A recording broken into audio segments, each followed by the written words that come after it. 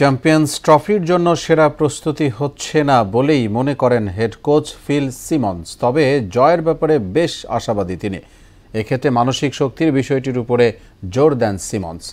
এদিকে চ্যাম্পিয়ন্স ট্রফির পর বিসিবির সঙ্গে থাকবেন কিনা এ বিষয়ে কিছু স্পষ্ট করে জানাননি তিনি। দেশ ছাড়ার আগে মিরপুরে অনুশীলনে নিজেদের ঝালিয়ে নেয় ক্রিকেটাররা। মুদাসির আলীর প্রতিবেদন।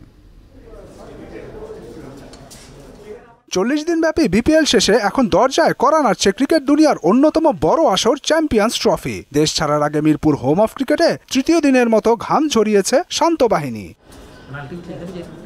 বিপিএল থাকায় বৈশ্বিক পর্যায়ের লড়াইয়ের জন্য খুব একটা সময় পায়নি টাইগাররা। সবশেষ ডিসেম্বরে ক্যারিবীয়দের মাটিতে হোয়াইট ওয়াশ সহ পারফরম্যান্স হতাশাজনক দেশের ক্রিকেটের। তাই কোচ সিমন্সের কাছে প্রশ্ন থাকে কতটুকু এগোনোর সম্ভাবনা এই চ্যাম্পিয়ন্স ট্রফিতে।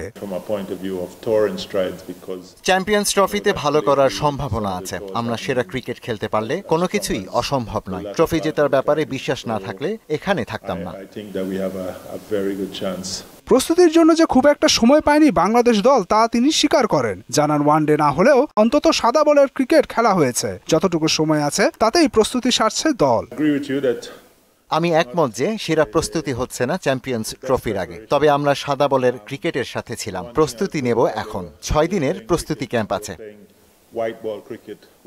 চ্যাম্পিয়ন্স ট্রফির পর বিসিবির সঙ্গে থাকবেন কিনা এ বিষয়ে কিছু স্পষ্ট করে জানাননি সিমন্স। আমি আছি চ্যাম্পিয়ন্স ট্রফি পর্যন্ত, এরপর কি হবে জানি না। চুক্তির মেয়াদ বাড়লেও বাড়তে পারে, এ নিয়ে কিছুই বলতে পারছি না।